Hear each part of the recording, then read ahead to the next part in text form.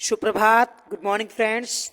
मैं डीसी यादव आप सभी का DCIAS इंस्टीट्यूट पे स्वागत करता हूं। 7 फरवरी 2023 का करंट अफेयर्स पढ़ेंगे हम सबसे बेहतर और सबसे अलग अंदाज में। हमारे साथ आप नए जुड़ रहे हैं तो प्लीज़ सब्सक्राइब कर लीजिए DCIAS इंस्टीट्यूट को। आज का अपना पहला सवाल है साथियों कि गृह मंत्री अमित शाह जी ने किस राज्य में नैनो यूरिया संयंत्र की आधारशिला रखी? छत्तीसगढ़, झारखंड, उत्तर प्रदेश या हरियाणा? इसका सही आंसर है ऑप्शन बी, झारखंड में हमारे गृह मंत्री श्री अमित शाह जी ने नैनो यूरिया संयंत्र की आधारशिला रखी, तो सही आंसर है ऑप्शन बी। अब बात अगर साथियों हम झारखंड की करें तो झारखंड की स्थापना साथियों 15 नवंबर सन 2000 को बिहार से अलग होके हुई थी। यानी जो झारखंड है ये बिहार से अलग होके 15 नवंबर सन 2000 को एक नया राज्य बना था। इसकी राजधानी झारखंड की जो है वो है रांची, और यहाँ के जो मुख्यमंत्री हैं हेमंत सोरेन। जी हाँ, हेमंत सोरेन झारखंड के मुख्यमंत्री हैं। झारखंड की राजधानी रांची है। इसकी स्थापना 15 नवंबर सन 2000 को हुई थी। साथियों, सन 2000 में 3 नए राज्य अस्तित्व में आए थे। सबसे पहले 1 नवंबर को सन 2000 को ही एक नया राज्य बना था छत्तीसगढ़। छत्तीसगढ़ जो राज्य बना था ये मध्य प्रदेश से अलग होकर बना था। उसके बाद सन 2000 में ही 9 नवंबर को एक और नया राज्य बना जिसे उस समय हम उत्तरांचल के नाम से जानते थे, लेकिन आज उसका नाम है उत्तराखंड। और ये वर्तमान उत्तराखंड उत्तर प्रदेश से अलग होकर एक नया राज्य बना था। उसके बाद 15 नवंबर को बिहार से अलग होकर झारखंड नया राज्य बना। तो आप याद रख सकते हैं, सबसे पहले 1 नवंबर, फिर 9 नवंबर और उसके बाद 15 नवंबर। 1 नवंबर को उत्तराखंड किससे अलग हुआ था? उत्तर प्रदेश से। 9 नवंबर को छत्तीसगढ़ किससे अलग हुआ था? मध्य प्रदेश से। और 15 नवंबर को झारखंड बना, किससे अलग हुआ था? बिहार से। झारखंड में आपको एकमात्र राष्ट्रीय उद्यान मिलेगा जिसे हम बेतला राष्ट्रीय उद्यान के नाम से जानते हैं। अब बढ़ते साथियों अपने अगले सवाल की ओर। अगला सवाल है कि प्रधानमंत्री मोदी द्वारा इंडिया एनर्जी वीक का उद्घाटन कहाँ किया गया? मुंबई, दिल्ली, मोहाली या बेंगलुरु? इसका सही आंसर है ऑप्शन डी, बेंगलुरु में प्रधानमंत्री मोदी जी के द्वारा इंडिया एनर्जी वीक का उद्घाटन किया गया। तो इसका सही आंसर है ऑप्शन डी, बेंगलुरु। बेंगलुरु कर्नाटक की राजधानी आप सभी को पता होगा। कर्नाटक के बारे में थोड़ा जान लेते साथियों। दरअसल कर्नाटक राज्य की स्थापना 1 नवंबर 1956 को हुई थी। राजधानी जैसा आपकी पता हो बेंगलुरु है और यहाँ के मुख्यमंत्री हैं बोसोराज बम्बई।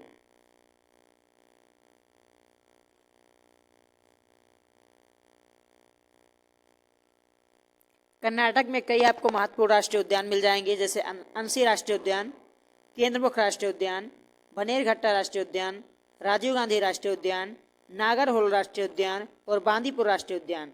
तो ये सभी राष्ट्रीय उद्यान आपको कर्नाटक में मिलेंगे। इन्हें आप याद कर लीजिएगा, ये सवाल आपके एग्जाम में पूछे जाते हैं बार बार। साथियों, आप सभी को पता है कि देश में सबसे ज़्यादा जो हाथी पाई जाती है वो कर्नाटक में पाई जाती है, और कर्नाटक के बाद उसके बाद दूसरे स्थान पर सबसे ज़्यादा हाथी जो पाई जाती है वो असम में पाई जाती है, और उसके बाद पाई जाती है केरल में। तो कर्नाटक में सर्वाधिक हाथी पाई जाती है।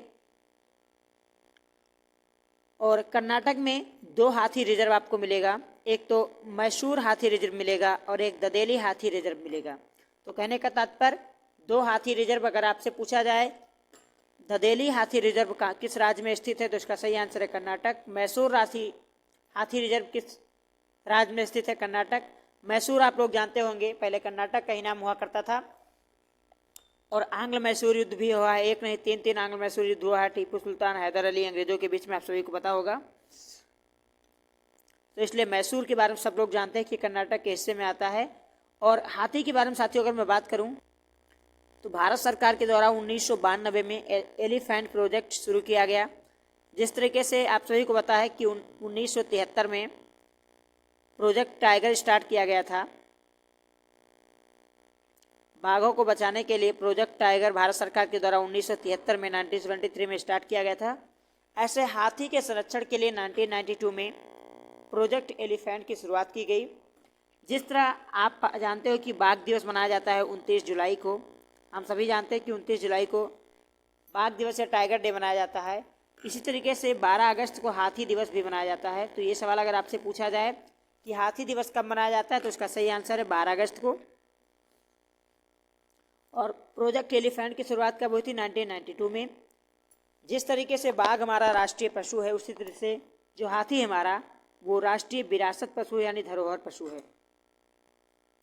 वर्तमान समय में साथियों 30 एलिफेंट रिजर्व है पूरे देश में। अगला सवाल है कि हाल ही में ब्राजील किस अंतर्राष्ट्रीय संगठन का पूर्ण सदस्य बना है? G20, आसियान, शार्क या ISA? G20 का ब्राजील ऑलरेडी सदस्य साथियों, जिसके बारे में आप लोग जान लीजिए। G20 की स्थापना 1999 में हुई थी और प्रेजेंट टाइम में भारत इसकी अध्यक्षता कर रहा है। इसमें दुनिया के टॉप 20 देश शामिल हैं।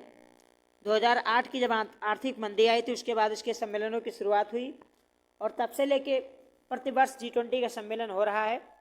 कोविड में वर्चुअली इसका सम्मेलन किया गया और अब 2023 में भारत के पास इसकी मेज़बानी है। आप सभी को पता है कि 2022 में इंडोनेशिया के पास थी, हाल ही में होस्ट किया गया था, जहां प्रधानमंत्री मोदी जी को अध्यक्षता सौंपी गई G20 की। और भारत में G20 जो अध्यक्षता कर रहा है उसका जो थीम है वो है वसुधैव कुटुंबकम। जबकि आसियान का सदस्य नहीं है ब्राजील, ये दक्षिण एशियाई दो देश है, उनका एक संगठन है। सार्क की बात करूं तो इसमें भी दक्षिण एशिया के देश शामिल है, जिसमें भारत, पाकिस्तान जैसे देश शामिल हैं। ISA की बात करूं, इंटरनेशनल सोलर अलायंस, जी हाँ, इनका ब्राजील पूर्ण सदस्य बना है।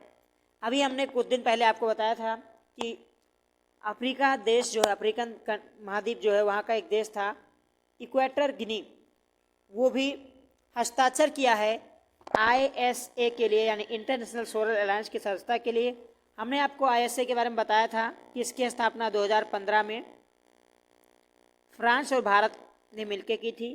तो भारत और फ्रांस इसके संस्थापक देश थे। ISA का जो हेडक्वार्टर है ये गुरुग्राम में है, गुरुग्राम हरियाणा में है, जिसे पहले हम गुड़गांव के नाम से जानते थे। अब इसका नाम बदल के गुरुग्राम कर दिया गया है। और साथियों आप सभी को पता है 21 जून को अंतर्राष्ट्रीय योगा डे मनाया जाता है। जिस तरह सोलर एनर्जी जो है सूर्य से प्राप्त होती है, इस तरह से सूर्य जो है 21 जून को उत्तरी गोलार्ध में सीधा कर्क रेखा पे चमकता है। इसलिए 21 जून को उत्तरी गोलार्ध में सबसे बड़ा दिन होता है और ऊर्जा का सबसे बड़ा स्रोत जो है वो सूर्य है। इसीलिए हम 21 जून को अंतर्राष्ट्रीय योगा दिवस भी मनाते हैं। ये भी भारत की एक पहल थी। अगला सवाल है साथियों कि संगीत निर्देशक रिकी केज को, जो दक्षिण भारत के एक महान संगीतकार हैं, इन्हें निम्नलिखित हाल ही में किस अवार्ड से सम्मानित किया गया है? Oscar award, Dada Saheb Phalke award, Satyajit रे अवार्ड या ग्रैमी अवार्ड? साथियों 65वें ग्रैमी अवार्ड में जो सम्मेलन अमेरिका में हुआ, वहां दक्षिण भारतीय महान संगीतकार रिकी केज को ग्रैमी अवार्ड से सम्मानित किया गया और वे एकमात्र ऐसे भारतीय हैं जिन्हें 3 बार ग्रैमी अवार्ड से सम्मानित किया गया साथियों। तो इसका सही आंसर है ऑप्शन डी, ग्रैमी अवार्ड दिया गया है रिकी केज को। सबसे पहले ग्रैमी अवार्ड कब दिया गया था, अगर ये सवाल पूछा जाए तो 4 मई 1965 को सबसे पहले ग्रैमी अवार्ड देने की शुरुआत हुई थी। अगला सवाल है साथियों कि हाल ही में भारत ने किन देशों के साथ मिलकर एक त्रिपक्षीय समझौता किया है जो रक्षा, विनिर्माण,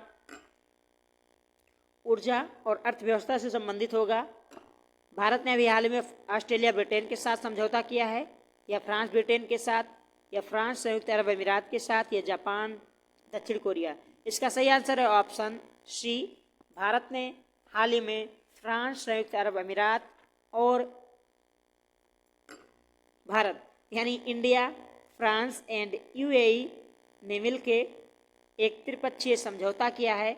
एक तरीके से एक नया ग्रुप बनाया गया है इन तीनों देशों के द्वारा, जो रक्षा, ऊर्जा और अर्थव्यवस्था से संबंधित अपने भागीदारी को एक दूसरे के साथ साझा करेंगे, एक दूसरे को कोऑपरेट करेंगे। तो इसका सही आंसर है ऑप्शन सी। अगला सवाल है साथियों की सुर्खियों में रहा निसार क्या है। एक सुपरसोनिक मिसाइल है, एक नाभिकीय पनडुब्बी है, एक एस्ट्रॉयड है या एक नासा और इसरो का संयुक्त मिशन है। तो इसका सही आंसर है ऑप्शन डी, नासा और इसरो का संयुक्त मिशन है निसार। ये सुर्खियों में क्यों था? क्योंकि अब इसकी पुष्टि कर दी गई है कि 2024 में इसे लॉन्च किया जाएगा। इसका पूरा नाम है साथियों निसार का NASA ISRO synthetic aperture radar. तो ये इसका पूरा नाम है और ये एक अर्थ ऑब्जर्वेशन सैटेलाइट होगा जो भेजा जाएगा नासा और इसरो के द्वारा संयुक्त रूप से मौसम संबंधी जानकारी गतिविधियों पे नज़र रखने के लिए, उसका एक तरीके से जानकारी उपलब्ध कराने के लिए। तो इसका सही आंसर है ऑप्शन डी।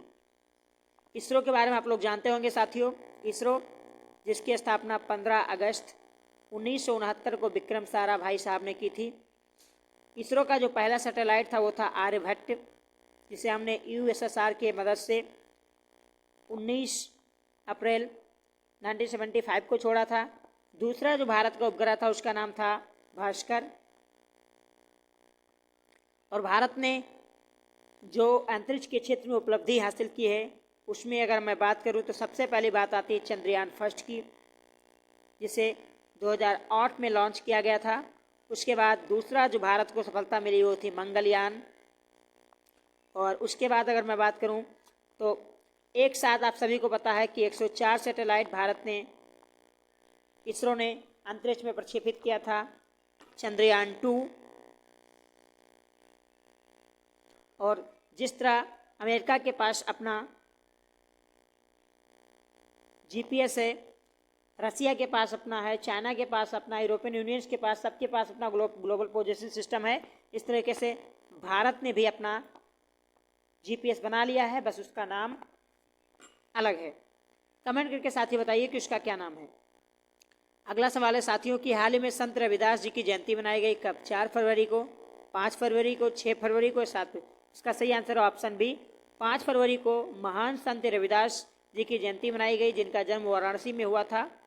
एक निचली जाति से आते थे, इन्होंने अपने समाज में बहुत उपहास सुना और ये भगवान के भक्त थे।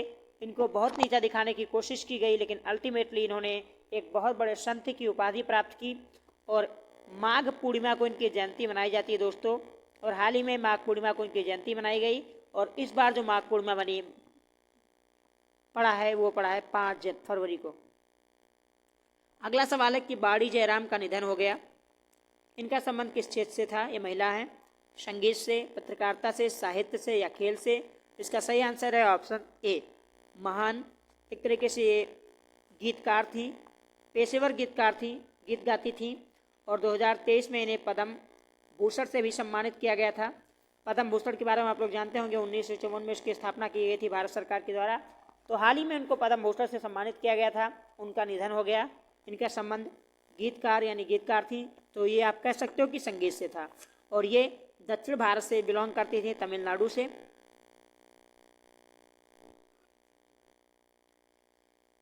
नवा सवाल है कि दक्षिण भारत की सबसे ऊंची चोटी कौन सी है? सह्याद्री, डोडाबेटा, अनाईमुड़ी या महेंद्रगिरी? इसका सही आंसर है ऑप्शन सी, अनाईमुड़ी दक्षिण भारत की सबसे ऊंची चोटी है। अगर आपने कभी इंडिया का मैप अध्ययन करने का मौका आपको मिला है तो ये है अपना प्यारा भारत। यहाँ से आप देखोगे पूरा ये गुजरात से लेकर केरला तक आपको जो मिलेगा इसे हम वेस्टर्न घाट के रूप में जानते हैं। और यहाँ वेस्ट बंगाल उड़ीसा से लेके होते हुए यहाँ तमिलनाडु तक इसको हम ईस्टर्न घाट के रूप के नाम से जानते हैं। तो यहाँ पे सह्याद्री है, यहाँ पे नीलगिरी की पहाड़ियाँ है जहाँ की सबसे ऊंची चोटी डोडाबेटा है और अनाईमुड़ी जो है यहाँ नीचे आपको मिलेगी, अन्नामलाई पर्वत की चोटी है और ये भारत की सबसे दक्षिण भारत की सबसे ऊंची चोटी है, जबकि महेंद्रगिरी ईस्टर्न घाट की सबसे ऊंची चोटी है। अगला सवाल है साथियों कि निम्नलिखित में से सही कथन की पहचान कीजिए। लक्षद्वीप का नाम बदलकर मेजर सोमनाथ शर्मा कर दिया गया है। अभी बात करते हैं सही है गलत।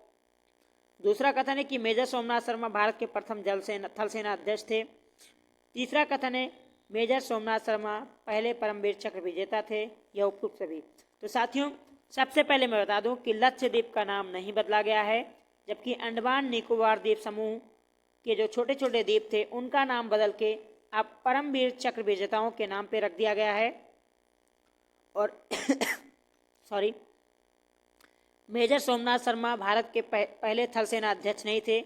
भारत के पहले थल सेना अध्यक्ष थे KM करियप्पा साहब, जिनके जन्मदिन को हम थल सेना अध्यक्ष जिस दिन वो भारत के थल सेना अध्यक्ष बने थे उनकी स्मृति में 15 जनवरी को थल सेना अध्यक्ष बने थे, 15 जनवरी 1949 को। इसलिए हम हर वर्ष 15 जनवरी को थल सेना दिवस भी मनाते हैं। तो पहले थल सेना अध्यक्ष थे KM करियप्पा साहब, ये गलत है। सोमनाथ शर्मा जी का नाम लक्षद्वीप पे नहीं जबकि अंडमान निकोबार द्वीप के सबसे बड़े द्वीप समूह के नाम पे रखा गया है और वो पहले परमवीर चक्र विजेता थे। यह आंसर सही है। उपयुक्त सही तो आपका गलत ही हो जाएगा। तो अल्टीमेटली आपका सही आंसर है ऑप्शन सी। तो ये थे साथियों आज के टॉप 10 सवाल। आशा करता हूँ आप सभी को पसंद आया होगा। कल सेशन काफ़ी लंबा हो गया था और उसमें बहुत सारी हमसे फ्लो में गलतियाँ भी हुई। मतलब गलती कुछ नहीं हुई, हमने लिखा जो सही लिखा, हमारी बातें थोड़ी इधर उधर हो गई, इसके लिए क्षमा चाहते हैं हम। तो आज का अपना सही टॉप 10 सवाल। सेशन पसंद आया साथियों तो लाइक कीजिए, अपने दोस्तों के साथ शेयर करना ना भूलें और अभी तक आप लोगों ने DCIS इंस्टीट्यूट के सब्सक्राइब नहीं किया है तो प्लीज़ सब्सक्राइब कर लीजिए। आप सभी का दिन शुभ हो। जय हिंद, जय भारत।